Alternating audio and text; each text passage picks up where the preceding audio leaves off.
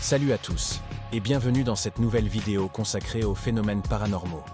Je suis ravi de vous retrouver aujourd'hui pour partager avec vous 3 cas d'apparition de fantômes qui m'ont particulièrement marqué et qui, selon moi, méritent notre attention. Pourquoi elles m'ont marqué? Parce que le 3e extrait, c'est moi-même qui l'avais capturé avec une caméra fixe lors d'une enquête et que la ressemblance avec les autres est frappante. Avant de commencer, je tiens à préciser que je reste objectif et critique dans mon analyse. Mon but n'est pas de vous convaincre, mais plutôt de vous présenter les éléments qui m'interpellent dans ces cas précis. Commençons par la première apparition, capturée par un explorateur au Maroc il y a quelques années dans un bâtiment abandonné. La particularité de cette apparition réside dans sa cohérence avec les témoignages historiques. En effet, plusieurs personnes ont rapporté avoir aperçu une présence similaire au même endroit, et ce, bien avant l'ère du numérique et des effets spéciaux.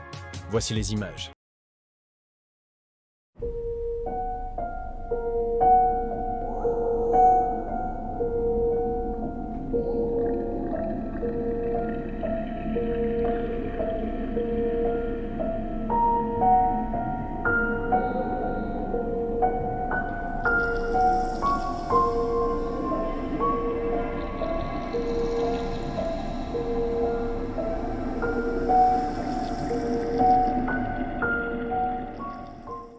Passons maintenant à la deuxième image, prise dans un ancien sanatorium désaffecté. Celle-ci montre ce qui ressemble à une petite fille en uniforme d'époque, debout près d'une fenêtre. La qualité de l'image n'est pas au top, mais ce qui me frappe le plus, c'est la façon dont elle se déplace. Les recherches historiques sur ce bâtiment ont révélé qu'une petite fille y était effectivement installée dans les années 1920. Les archives mentionnent même un tragique accident survenu à cette époque. Bien sûr, cela ne prouve rien en soi, mais ajoute une couche de contexte intéressante à cette apparition. Voilà les images, vous êtes seul juge.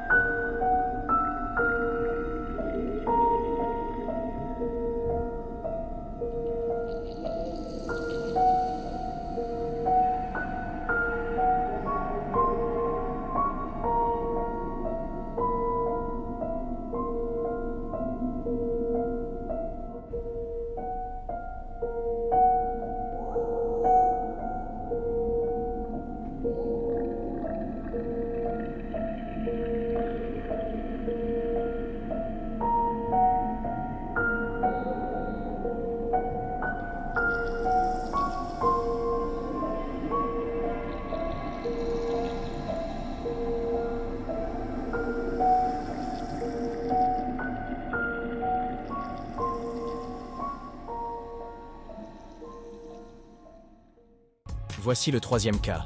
Ces images ont été prises par une caméra fixe lors d'une enquête dans une maison de particulier, près de Namur en Belgique.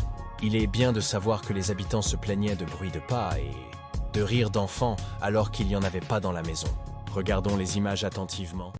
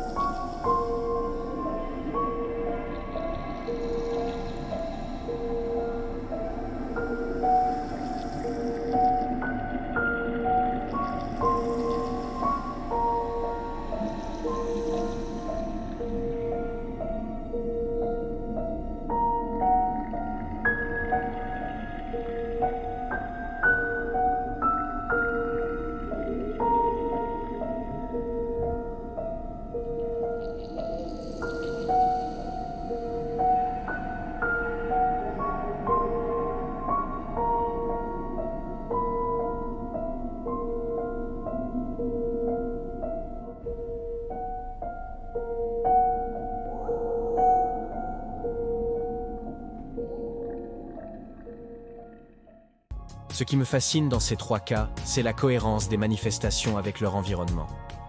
Ces apparitions ne semblent pas être de simples superpositions d'images ou des effets de lumière aléatoires. Elles interagissent avec leur environnement d'une manière qui défie notre compréhension actuelle.